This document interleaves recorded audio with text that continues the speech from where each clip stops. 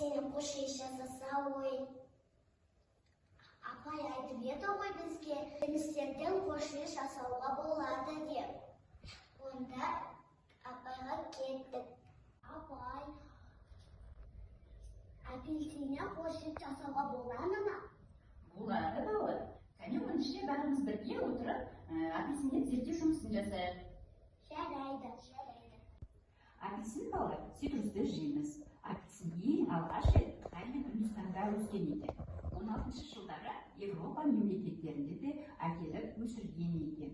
Ол жерде көп тараған апельсиннің түрлері өте көп. Балалар, сендер қандай ақпарат білесіңдер апельсин туралы? Апельсиннің құрамында А, Б, С дәрумендер бар. Ол жеміс ағашында өседі. Оның құрамында кальций болғандықтан ол біздің сүйегіміздің қатаюына пайдалы. Жарайды, тамаша.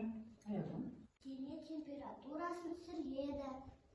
Ауырған адамның тез сауығып кетуіне көмектеседі. Жұмысымызды бастайық. Ол үшін біз мынандай құта аламыз. Оның ішіне су құямыз. Бірінші су құямыз, балалар, қараңдар.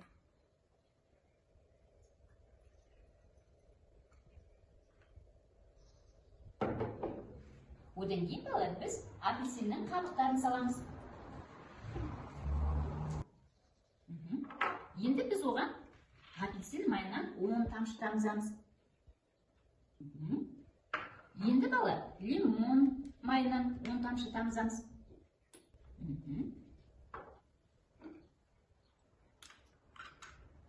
Енді бұны шайқаймыз араласу үшін. Иісі қандай керемет. Ал енді балалар, қазір енді сендер жасап көріңдер.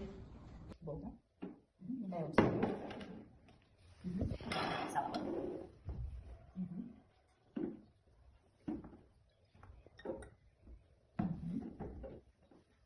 Енді апельсиннің қабығын саламын.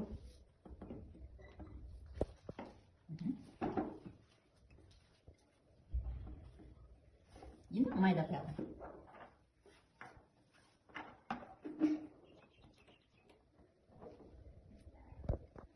Тамшы болды.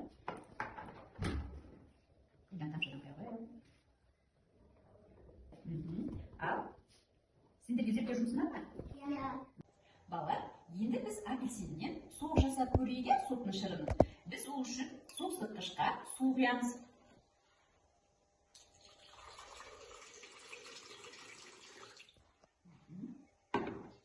Енді апельсинді саламыз.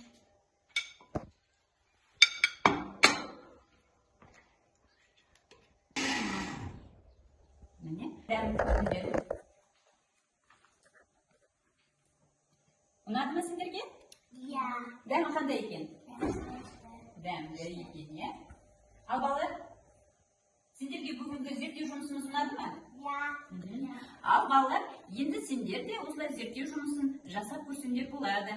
Косметикалық маска жасаймын. Бір қасық сметана. Бір қасық апельсин.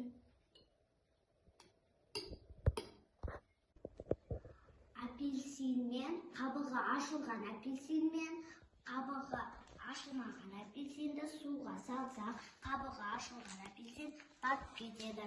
Ал қабығы ашылмаған апельсинді суға салсақ, ол батпайды. Өйткені оның қабығында ауа бар.